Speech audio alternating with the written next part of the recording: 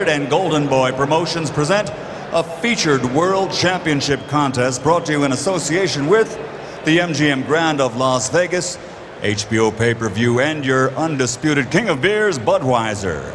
Sanctioned by the Nevada State Athletic Commission Chairman John Bailey, Executive Director Mark Ratner. The three judges at ringside scoring this bout will be Raul Caiz Sr., Dwayne Ford, and Glenn Hamada. And when the bell rings, your referee in charge of the action, Tony Weeks. And now 12 rounds of boxing for the WBA IBF Featherweight Championship of the World. Introducing first, fighting out of the blue corner, wearing blue trimmed with silver, official weight 126 pounds, professional record 23 victories, including 15 knockouts, 8 defeats, and 2 bouts even. Damas y caballeros de Ciudad Obregón, Mexico, the mandatory challenger, Orlando City Salido.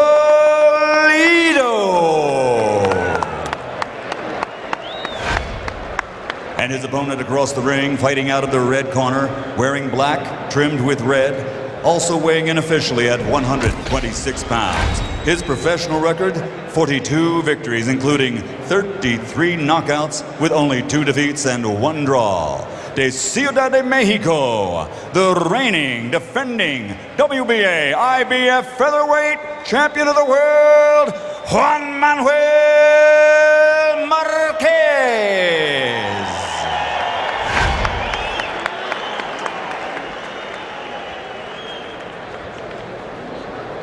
Ok, caballeros, ustedes recibieron sus instrucciones. Mira, aquí está bien, aquí no. Mira, aquí está bien, aquí no. Dale el cinturón para arriba. Yo quiero una pelea limpia. Escúchame, cuídate. Listos, vámonos. Vamos.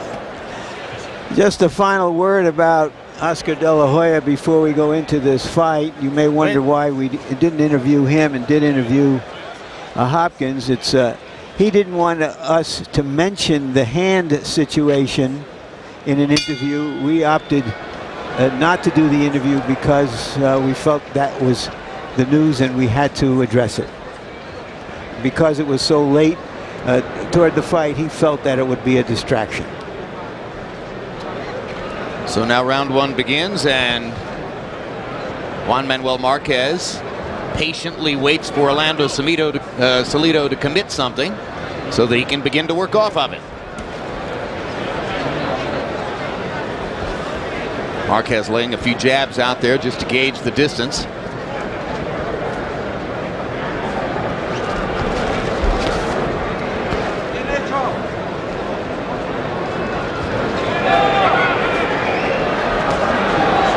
Marquez is the kind of fighter, Manny, who can lead if necessary, but he would far prefer for the opponent to come to him. Yeah, so he's normally a laid-back, patient-type fighter, but in this case here, Salido, which I expected to be much more aggressive than this, is fighting a very technical fight at the beginning of the fight here, and actually laying back and waiting quite a bit.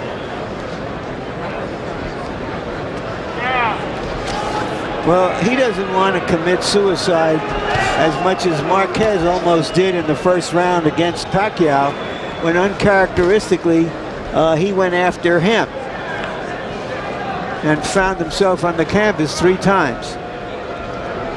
That was a miscalculation of either strength or speed.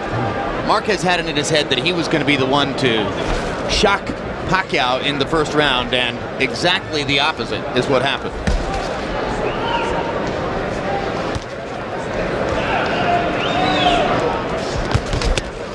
Hard right hand by Salido. Trying to drop the right hand in over Marquez's left hand, and this may explain why Salido has been laying back, hoping Marquez will come to him. He wants to try to counter over Marquez's jab. Both of these guys' accuracy of punching is pretty much equal, and it's one unusual fight to see 2 guys that technically boxing almost with the same rhythm. And now Marquez gets a chance to fire the right hand down the middle as Salido feinted and then stood there. And the 1-2 lands for Marquez there. Salido threw a little counter in between, but just barely tapped Marquez with it. Marquez is a little bit more aggressive in terms of throwing his power shots than Salido is at this stage. The right hand has been just barely missing. Marquez tried in that last exchange the first body shot of the fight.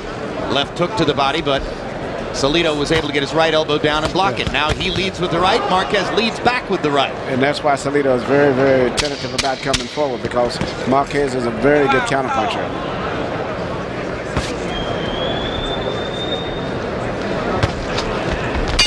Tactical first round. More contact for Juan Manuel Marquez. Good work. Buen trabajo, Orlando. Buen trabajo. You're doing very good. Let's get some Vaseline on Buen him. trabajo, Orlando. Sabe que se puede ir a la lona en cualquier rato. You know that he could go down right in any moment, so get to him. Ok, ahí va el agua. Come on, let's get some water. Ahí va a echar el agua. Voy a dar un tope o algo. Izquierda, derecha, upper izquierda. Hey, throw that uppercut. When he has his left hand out there, throw the uppercut. Are you all right? You're going to get him with a combination. Nice and easy, soft. Our interpreter in both corners where they speak Spanish is Ray Torres. Seems, Jim, that we have a bloodthirsty crowd here tonight. After watching a fight that lasted 33 seconds, they wanted another fast fight. And this is a technical fight, and the distance that these two guys is fighting makes it pretty difficult for either one of them to be effective with body punching. CompuBox numbers in the first round. Marquez 14 out of 44. Salido only 2 out of 20. I think you're going to see a change in the fight as it goes on. It's going to get to be a much more intensified fight, I think, as the next round or two progress. Salido continues in the mode of laying back and trying to make Marquez come to him. And I think Marquez is going to step it up a little bit more if that's what he has to do to make a fight out of it, even at the risk of being caught himself coming in.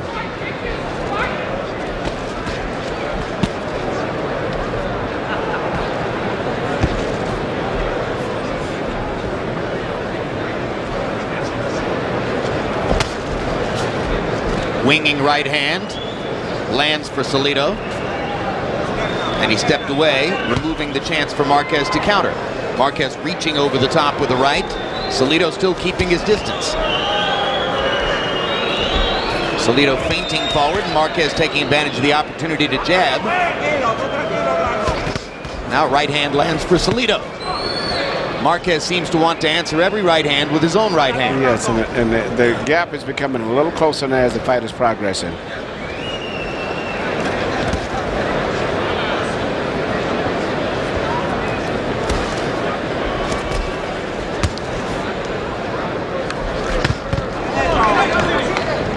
Big left hook for Orlando Salido. Marquez looked to counter the left hook, but Salido was gone again. Now a good right hand lands inside for Juan Manuel Marquez.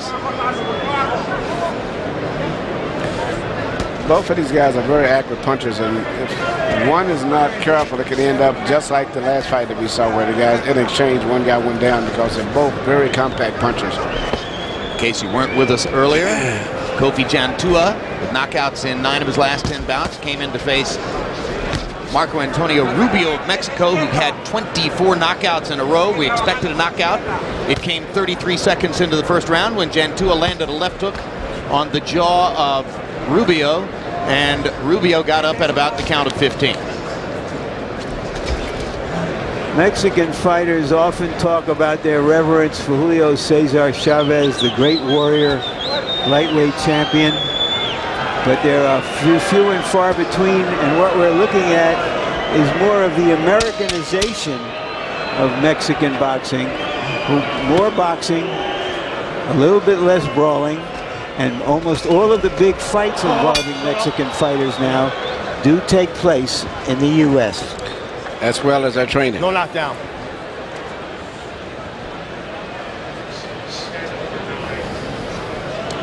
Ok, jala aire. Es el granito que te reventó, ¿no? ¿Te revelaste? You'll want to mark your calendars for these upcoming fights. Next Saturday, my partner Roy Jones returns from his shocking upset at the hands of Antonio Tarver, taking on Glenn Johnson live on HBO.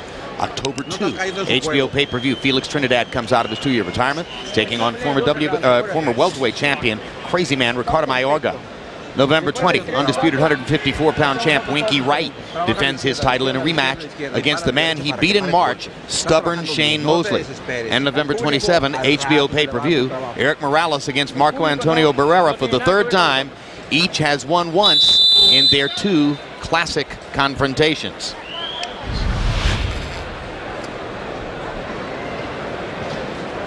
Let's see, I believe Barrera and Morales fought once at 122 and once at 126, and now they will fight once at 130.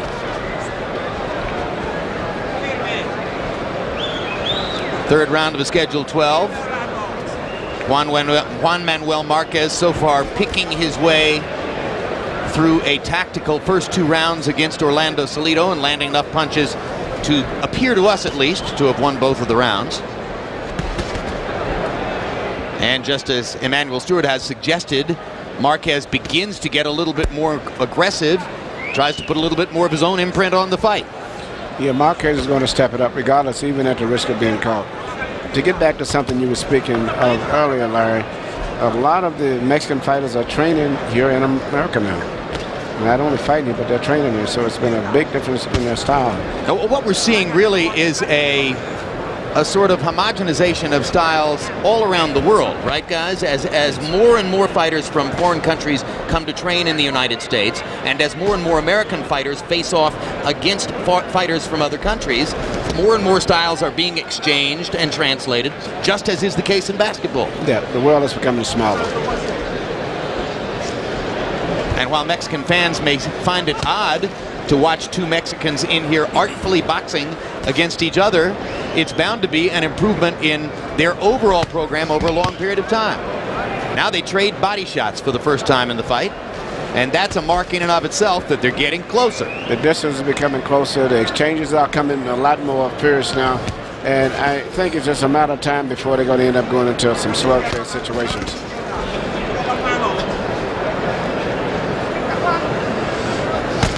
Is there no way that Salido could mimic what Pacquiao did to Marquez in their first round? Throw more big left hands? Well, that was the case. To me, it was more of Marquez was going straight back, and being that Pacquiao was a southpaw, Pacquiao was hitting him with straight left hands continually. And after that first round, he seemed to move his head a little bit, and that just changed the whole course of the fight. Because Pacquiao didn't do too much other than throw a straight left hand most of the time. Yeah, I mean, the one thing he noticed was that Pacquiao has a repeating motion. Jab, jab, left hand. Jab, jab, left hand. And once Marquez was able to see that that came over and over and over, he reacted to it in a far more positive way. And it changed the entire fight. Of course, Salido would have had to turn around into a southpaw stance to do exactly what Pacquiao was able to do to Marquez. So that equation doesn't exist. And seemingly his favorite punches at this stage is his overhand right that he's shooting at Marquez, rather than a straight punch. And already you can hear Marquez thinking, well, as the fight goes on, that right hand of his is going to wander wider and wider and wider in its arc. And I'm going to get a chance to land a left hook. Live shot of Bernard Hopkins as he waits in his dressing room for the biggest fight of his career. About 45 minutes away from the entrance into the ring for Hopkins and De La Hoya. Still to come tonight. Bernard not talking there, which is somewhat unusual. Él apuesta a eso porque aguanta y es fuerte. Yeah, he can take shots. So yeah, throw your combination. Yeah. The uppercut. When you go to the body and then use that uppercut. And just watch out for the right hand. It's a long right hand. Be careful. Here's something else unusual, Jim. Despite the story of De La Hoya's hand and the stitches, the odds have not reflected it. In fact, what was about a 2-to-1 favorite for Hopkins has drifted down as De La Hoya's fans come to town to about 8-to-5 the last we heard. Well, the late rush of De La Hoya enthusiasm has even affected some media types. As a couple months ago, you couldn't find a boxing reporter who would pick De La Hoya, but a half dozen of them did so in a media poll that appeared here this morning. Harold Letterman, how do you have it scored through 3 rounds? Okay, Jim. 3-0, 30-27. Juan Manuel Marquez. Jim, I don't know. Orlando Salido works his whole life to get a shot at the title, and then all of a sudden, you know, he's fighting a very slow fight, very, very little activity. Juan Manuel Marquez walking him down, landing the better shots like that hard right hand that you just saw. So on clean, effective punching and aggressiveness, Juan Manuel Marquez 3-0. Would you have expected Salido to try to do something much more aggressive than he's done? If I worked that hard to get a title shot, I would have jumped all over Marquez. Thank you, Harold. Emmanuel, I agree completely. You know, and Salido trains at the La Brea Boxing Gym in Los Angeles, where I'm right now presently training a lot of my fighters. And I saw him train with so much intensity and aggressiveness. It seems like he's really like choked as he's gotten up to his big moment right now. And he's got nothing to lose, so he better let it all hang out. Well, Marquez is a fighter who, particularly for Mexican fans and Mexican fighters, has a big and glorious image, so maybe it was intimidating to Salido just to get into the ring with Juan Manuel. It could be, and don't forget, he didn't have much of an amateur background either, like a lot of the Mexican fighters. Now they're actually getting their amateur background by losing their first maybe 3 or 4 fights of their career sometimes. It's interesting that Salido's trainer told him as he left the corner, be careful of Marquez's right hand. Marquez twice in this round has demonstrated that he thinks he's about ready to hurt Salido with a right hand. Well, both guys better be careful of each other's right hand. And Marquez caught Salido up and under with a hard right hand there. And he lands another hard right hand on the head of Salido. And when Marquez throws this, you can almost see him because he takes a really big step usually when he comes in and throws his right hand. He's quicker with the left hook, as he showed there.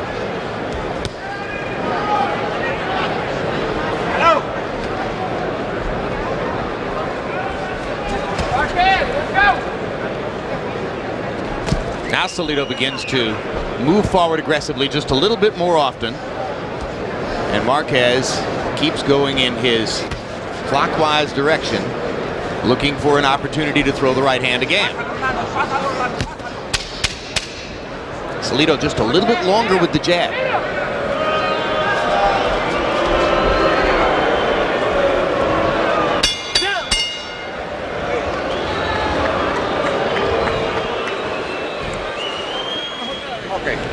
Muy bien, sí. Perfecto. Correcto. Este estuvo perfecto. Correcto, correcto. No. Correcto, muy bien. Vas trabajando You're bien. doing real good. You're working real good now. Al salir, hay When que you salir come con las manos arriba. Acuérdate de salirte para un lado para que contragolpees. After the conclusion of this telecast, stay tuned to this channel and you will be given a free preview of the Trinidad Mayorga fight to take place here, pay-per-view, October 2. You won this round. Now we gotta you're gonna put your jab in there, and now you're starting. Your rhythm has got to increase, but real intelligently, real nice. Do what you're doing, but do it faster and do it more, is the advice from Victor Barron. Victor Barron, Salido's trainer. CompuBox numbers through 4. Marquez 45 of 172, working at a rate of 43 per round, very slow, that's what he likes. Salido only 25 out of 117, averaging only 29 punches per round. And at 29 punches per round, what you look back and say later is, well, I froze. I didn't get off. That's correct, and especially for some guys who are small like these guys, I should be throwing a lot more punches. But this is typical of Marquez, but for Salido, his image was to be an aggressive fighter. And I think his last fight that he won, which earned this fight, was a good fight that he had in Puerto Rico, where he was just a busy fighter, and out of throwing so many punches, he ended up knocking the guy out. Yeah, I mean, whatever is the reasoning, if there is a reasoning for Salido to be fighting at such a slow pace, logic tells you you're playing into the hands of Marquez when you do it, because this is exactly the pace he prefers. Marquez is one of those intelligent, laid-back type fighters, and if you make him fight faster than he's normally used to fighting, you can maybe take him out of his stream. But right now, the way that he's fighting a perfect fight for Marquez to relax and fight the way he wants to. He occasional skirmishes amid long bouts of sizing each other up, feinting, firing one jab at a time.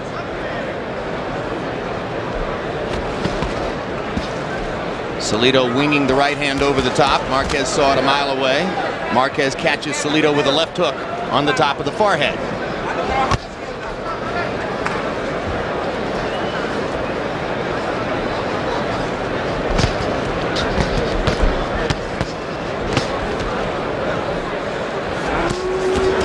Salido goes in a couple times recently and ducks his head after he goes in, giving Marquez a chance to fire away it with whatever he wants.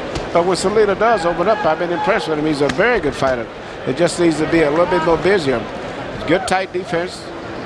Not vulnerable to get caught with big punches neither, as much as some of the other fighters I've saw.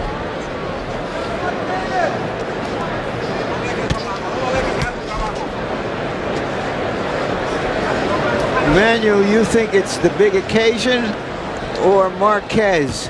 I think it's the occasion. He may have felt some of Marquez's strength right there in the first round, but I think Salido's getting a little bit more warmed up now, and the fight right now is going to be a much better fight for him. In fact, this is one of his best rounds. Maybe, Harold, it's his only round that he may win on your scorecard. Well, his trainer told him that he'd won the last round, but I was thinking that perhaps Barron told him he won the last round just by way of encouraging him and trying to get his spirits up a little bit.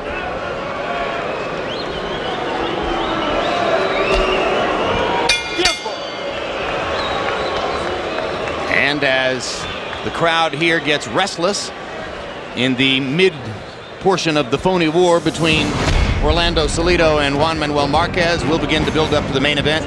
Here's a look at Oscar De La Hoya's trainer, Floyd Mayweather Sr., who bashfully says of himself, "I'm the greatest trainer in the history of the sport." There's his professional experience, 9-1 as you see in title fights. The loss was in the second Shane Mosley fight with Oscar De La Hoya, and he trains De La Hoya, Mayweather Jr. previously, and Francisco Bojado now. Here's Bowie Fischer, Bernard Hopkins' longtime trainer. They were briefly estranged after Hopkins' giant win over Felix Trinidad in New York. Eventually they got back together. And you can see that outside of Hopkins, Steve Little, Ivan Robinson, Bowie Fischer has spent most of his life in Philadelphia with local fighters whose names you wouldn't know. By far, his biggest assignment in his life has been to train Bernard Hopkins ever since Hopkins exited the penitentiary 14 years ago. Which is not an easy task because Bernard Hopkins likes to run his own show in and out of the ring. Or it is an easy task because Bernard Hopkins has so much craft, so much ring knowledge, so much dedication, and so much professionalism that it's sort of autopilot to train him.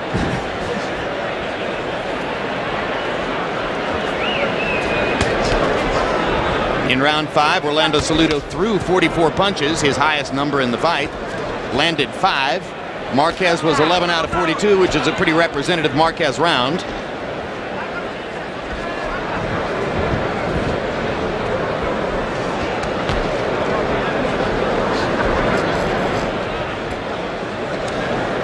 It seems that Marquez is losing his initiative also. Yeah, he's getting lulled into a fight, the same fight that, at least I say the same pattern and the rhythm and style that Salido is playing.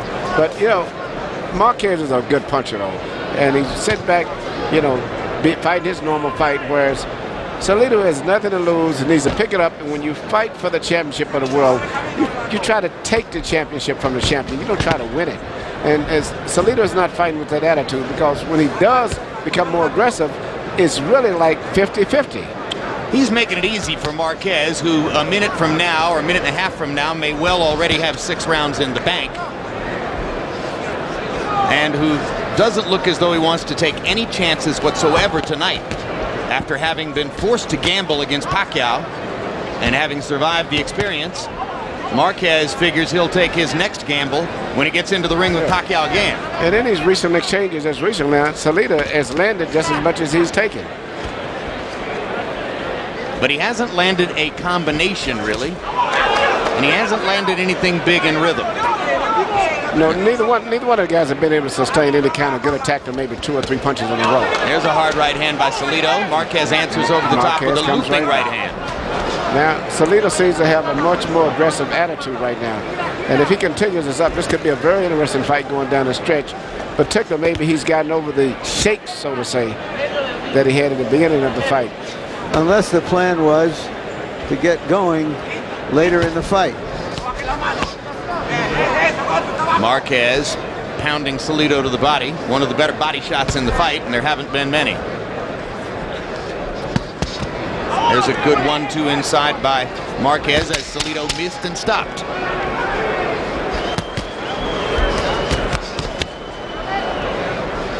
Marquez accurate, straight down the middle, and firing through Salido's guard.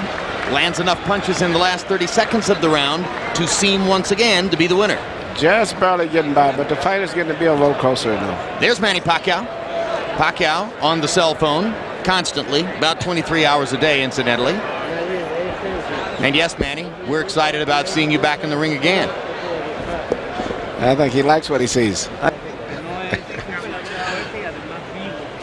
He's a strong fighter and a lively one.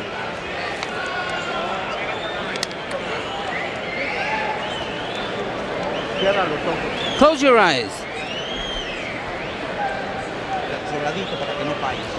Yeah, don't miss. Yeah, let's get some water.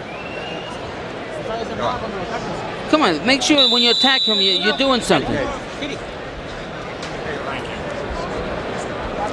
As we get ready to call the 7th round here, Emmanuel, you and I have been left alone by Larry Merchant. Larry has been dispatched to the dressing room of Oscar De La Hoya because we are told there is a momentary controversy about the wrapping of hands. De La Hoya apparently wants to have his entire hand wrapped. Mark Ratner, the executive director of the Nevada State Athletic Commission, is telling De La Hoya he can only have part of the hand wrapped, the top of the knuckle and the back of the hand. What's your take on this? I don't fully understand it. I've never heard of anything like that, so I can't comment on it right now. It doesn't make any sense. What doesn't make any sense? Well, having this whole hand wrapped, I mean, you always have your entire hand wrapped. It must be something else more than that. It could be a case of, once again, Oscar maybe wanting to have tape put maybe underneath the galls before he puts a second layer of tape or something like that. But what he's saying right now doesn't make sense. Unless it's a case of having tape being put on the knuckle area also, instead of being normally 1 inch back behind the knuckle towards the wrist. So the tape normally does not extend over the knuckle? It does not extend. It's 1 inch back from the knuckle. Then going towards the wrist is where you start your taping at. In this case, he may want to have it to come down all the way over the knuckle part. And to be honest, I may have phrased incorrectly exactly what I was told about the disagreement. We'll hope that Larry can find out more at the dressing room of Oscar De La Hoya about the hand wrap question. Meanwhile, here in round 7, Orlando Salido has continued to try to step up the pressure on Juan Manuel Marquez. And for the most part, I think it's been effective when you consider the quality of a fighter that Marquez is. I think Salido's doing very well now. It's what he should have started doing in the first round or two. Salido fires his right wide. Marquez's right is partially blocked. Salido working much harder now to try to get inside on the fighter who holds the World Featherweight Championship.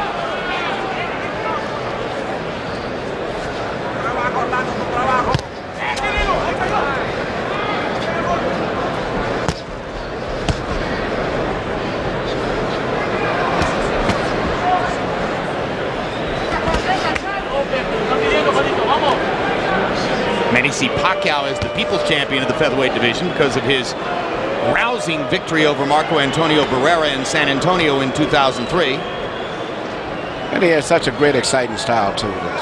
Fights with so much energy. Barrera was a guy who consciously avoided having certain title belts, left those belts aside and allowed Marquez to gather them, and that's why Marquez remains the official champion of the division.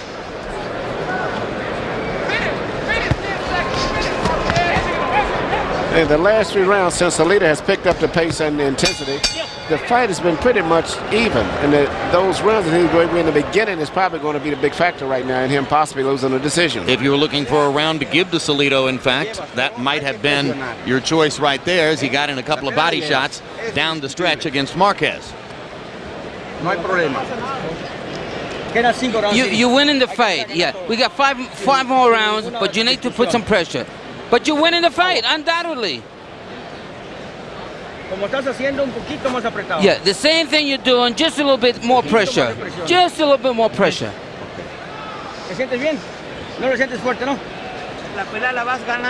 You win in the fight. Even if the crowd is booing, you still win in the fight. Don't worry about them. Yeah, but don't let them get the upper hand. Come on, real smart, real quick. Well, Emmanuel, apparently both fighters are winning the fight, because that's what their corners have told him. CompuBox numbers in round 7, Marquez was 13 out of 50, Salido 9 out of 60. It's the highest number of punches that Salido has thrown in a round in the fight, and he has thrown more punches than Marquez in each of the last 3 rounds. And I think the last 3 rounds have been pretty much toss-up rounds, which according to most judges, they would have a tendency maybe to give them to Salido, because comparing them to the other rounds, even though he may not have won them by big margins.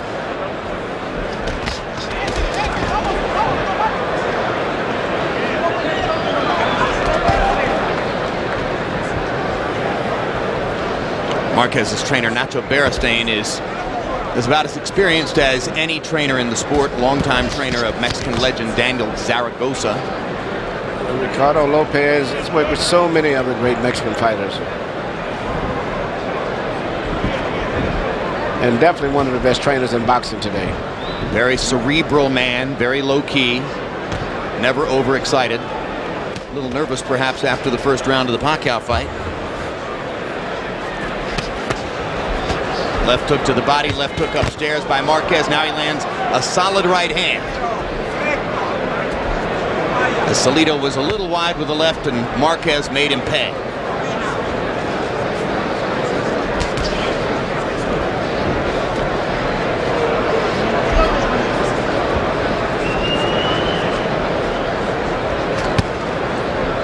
Marquez blocking the right hand with his left glove. Hard body shot with the right.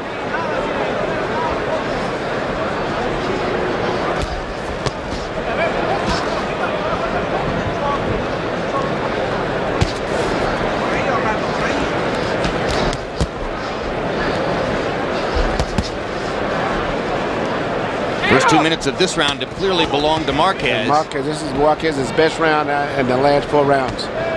Stepping up the tempo a little bit, seizing the initiative. Salido firing low and wide to the body. Marquez with the straight right hand upstairs. Every time Salido throws his right, Marquez wants to throw his right hand right back at it. Marquez is much more accurate with his punches right now, and especially his counter punching. His punches are pinpoint. He's landing much more accurate.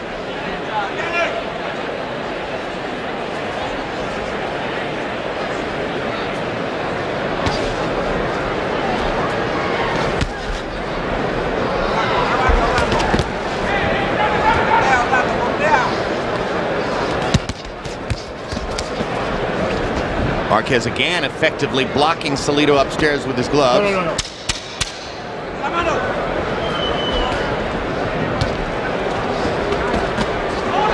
Now Salido manages to get to Marquez's body. Marquez just missing with an uppercut that would have strafed Salido's face.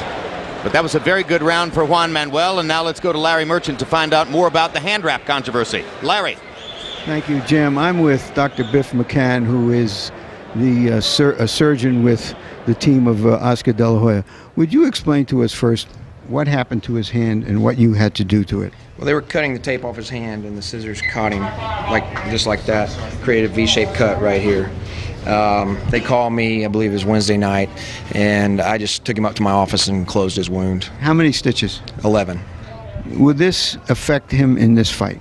It shouldn't. It's in the place it is in his palm. It's not going to cause him any discomfort. He had to take a painkiller that is illegal. Is that out of his system? It should be. Has he taken any painkillers to your knowledge since that time? Not to my knowledge. There was a dispute just moments ago about the hand wrap around his hand. Would you describe it?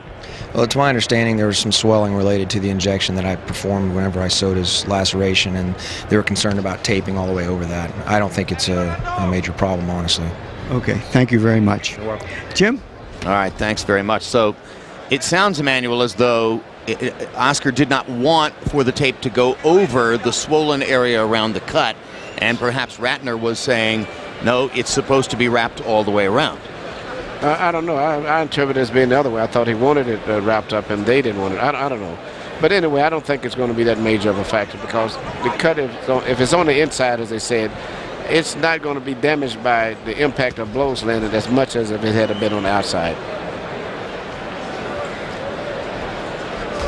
Round 9 of a scheduled 12. Orlando Salido still occasionally looking for opportunities to be disruptive and try to threaten Juan Manuel Marquez's position atop the featherweight division of the sport, but all too infrequently, basically, in order to get anything done, as Marquez has managed to remain mostly in control via his counterpunching skill and his control of the tempo of the fight. He's controlling the fight, and now that Salido... And there's a headbutt. Now that Salido has picked up his pace and has become more aggressive, he's also crossing his legs and losing his balance a lot as he throws punches, and Marquez is beginning to lay back and take advantage of that. Marquez quicker, countering inside, landing another right hand right on the chin of Salido, and there's another good hard right hand over the guard. Both by Juan Manuel Marquez in the black trunks with red trim.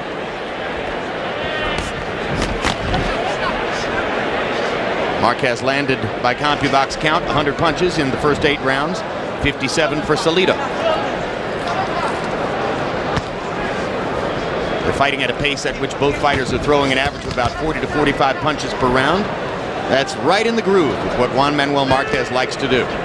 Salido has been throwing 70 to 80 punches per round in his previous fights against lesser opponents. But I will say this, even though they're small guys, they're throwing a lot of power punches.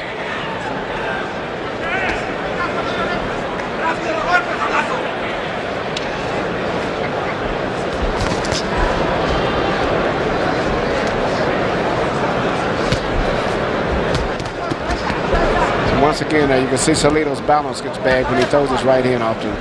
He walks his right foot through, and he does that a lot. Marquez takes that little step back and takes advantage of it with counter punches.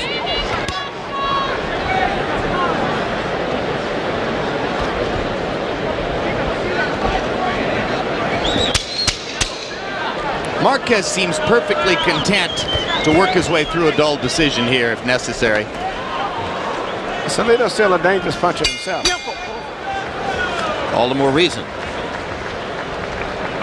In one of our earlier conversations, you heard Larry Merchant talk about how off form Oscar De La Hoya appeared against Felix Sturm here on June 5. There's a look at the body that De La Hoya brought into the ring in his first appearance in the middleweight division against Sturm, June 5. It was too soft. And after very hard work in the gym and work with a brand new nutritionist, there's a look at what De La Hoya looked like at the weigh-in yesterday. But of course, Larry, he also took the advice of a lot of people in boxing who said, just because you're fighting a middleweight doesn't mean you have to weigh 160 pounds. That's the Krispy Kreme De La Hoya versus the low carbohydrate De La Hoya. You know, great fighters like Sugar Ray Robinson, Emil Griffith fought and won the middleweight championship in the low 150s. Carmen Basilio.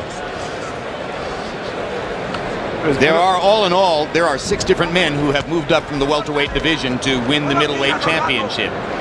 It's interesting that Oscar said that for this fight, his body fat was, I think, 4.8, and for the fight with Sturm, it was 11. And that's what we were looking at right there. Harold Letterman, how do you have it through 9? Okay, Jim, 88 to 83. 7 rounds to do. Juan Manuel Marquez.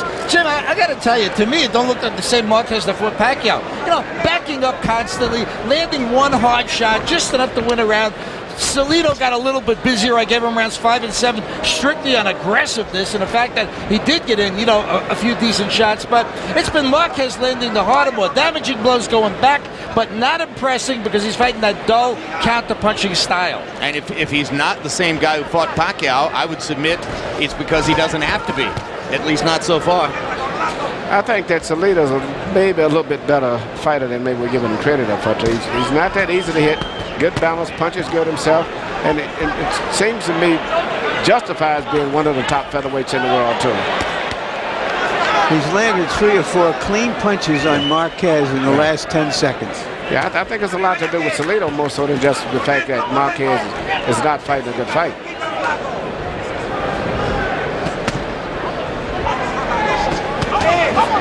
Right there's a good example. As soon as Marquez made a mistake and was off balance, Salido took good advantage of it. In building himself into a good fighter and a title contender despite having had 8 losses in his career, Salido has worked hard in Los Angeles to improve his skills and his technique, but he's never had a knockout past the 9th round. So if he were able to reel in Marquez and knock him out here, it would be the first time he had done that in his career. Yeah, Marquez landed a tremendous left uppercut and right hand on the chin of Salido just a few seconds ago. And there's a hard right hand over the top by Marquez. You would think that Salido could see it coming and get a left hand up to block it, but no. And there's another hard right hand by Marquez and a left hook up inside that landed on the chin. Marquez getting a little bit more aggressive down the stretch now of round 10. As you were saying, going into the late rounds here where Salido's not had that much success with knockouts, that's where the experience may pay off. And Salido may become a little bit more wider, a little bit more careless with his punches and get caught. Well, he's being more aggressive now, and Marquez is very comfortable in this style. Well, that's what makes a great fighter to me, is the ability to fight while you're tired. Because I don't care how good a shape you get in, you're going to get tired and fight still. And the champion fighters like Ali and Leonard and all those guys and Hagler, they could fight while they were still tired. They could still function. There's still a protective cocoon around Oscar De La Hoya's dressing room, but Bernard Hopkins allowing our camera to come in and observe him as he sits still and quietly watches the television screen in front of him, mentally preparing for the biggest fight of his career.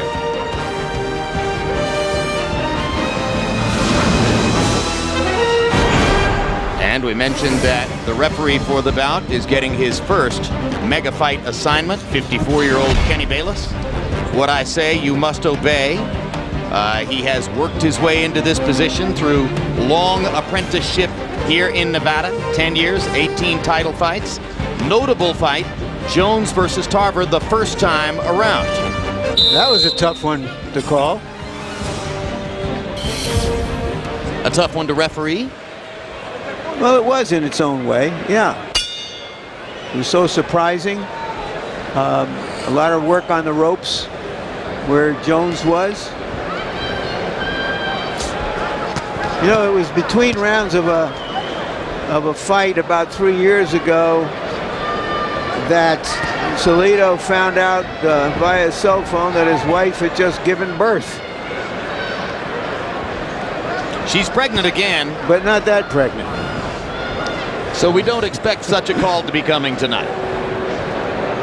If she made a call, it would be, Orlando, throw some punches. Well, he landed a hard right hand to open this round after Marquez had a very good round in the 10th.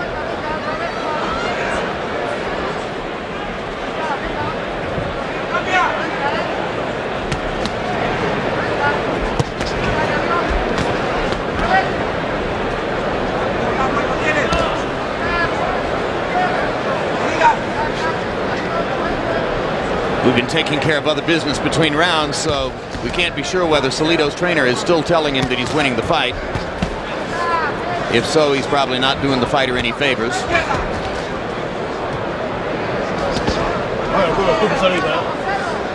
Maybe Marquez is in the same mode that Bernard Hopkins was in his last fight. Against Robert Allen. Against Robert Allen, because he knows that early next year he's going to get a rematch against Pacquiao.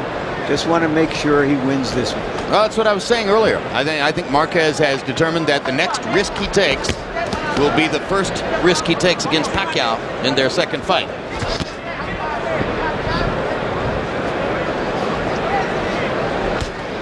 This has been a golden age of featherweights with Morales and Barrera, Marquez, Pacquiao. Before that, Kevin Kelly. A lot of wonderful featherweights in the last decade.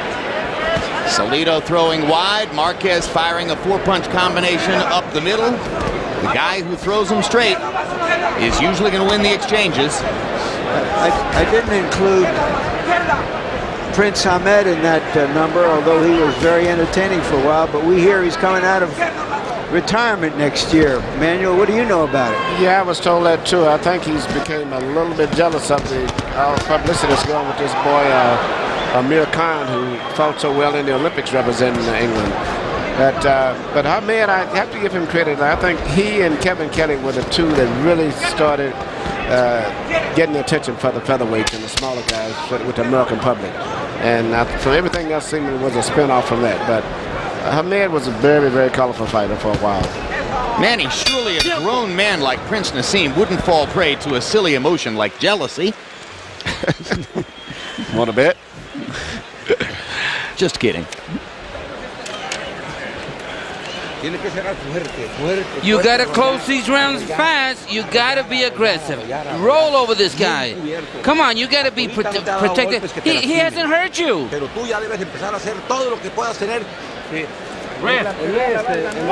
You win in the fight. Be quick, put pressure, be quick. Yeah. Come on, let's close nicely. Cuídate de la derecha, okay. En el centro, el ritmo que vayas de ahí, combinaciones. Vamos, todo para ti. Come on, everything for you now, so you got to do it. In round 11, it appeared to me at least that Salido had his best round of the fight, and now Marquez has a swelling under the left eye and a bump above the left eye from hard punches that Salido landed in the last round. And Marquez seems willing to go to war a little bit if Salido wants to throw, as he does. Suddenly the light has gone on for Salido, who realizes this is round 12. I think I'd better knock Marquez out. You know what? It'd be interesting to see if this was a 15-round fight. The phrase comes to my mind, too little, too late. Too late.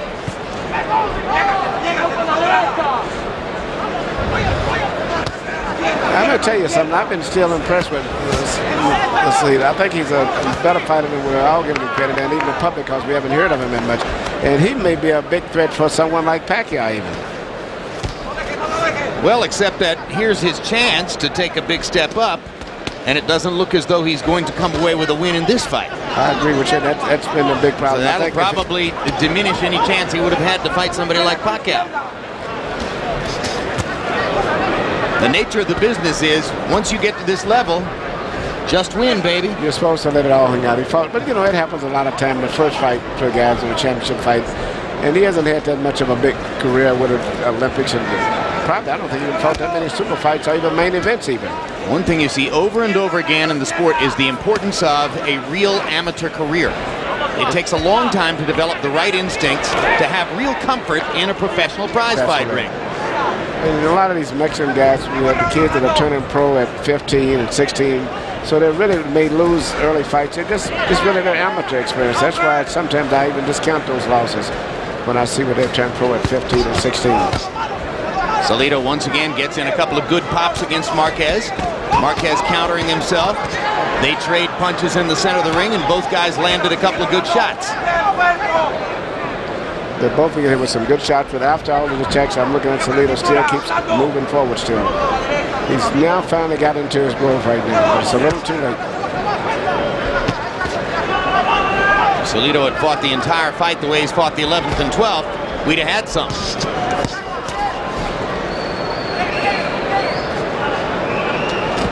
Just look at how close he is now compared to where he was in the first 3 or 4 rounds. It's a totally different fight now.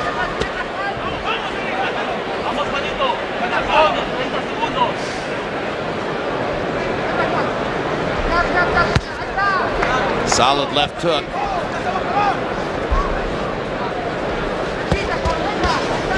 Triple left hook. Marquez is having to work for his victory tonight, though. 10 seconds to go. Both guys want to finish with a flourish. Well, better late than never is the other phrase that trips off the tongue. They went 12 rounds. And both fighters are going to be lifted off of their feet. But to my eyes, it would be a shock if Orlando Salido was within hailing distance of a decision in this fight. It appeared to me that he didn't do enough through most of the fight.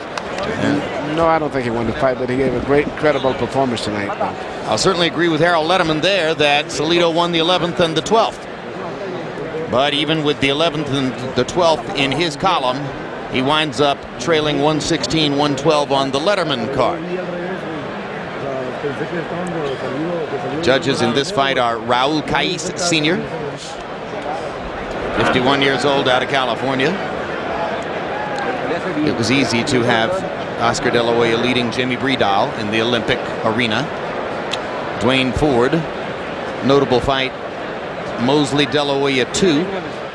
And that was the widest margin of victory for Mosley in that fight. And Glenn Amata, who scored Trinidad De La Hoya a draw in what was a majority decision for Trinidad. The two judges in De La Hoya Trinidad were Bob Logist and Jerry Roth.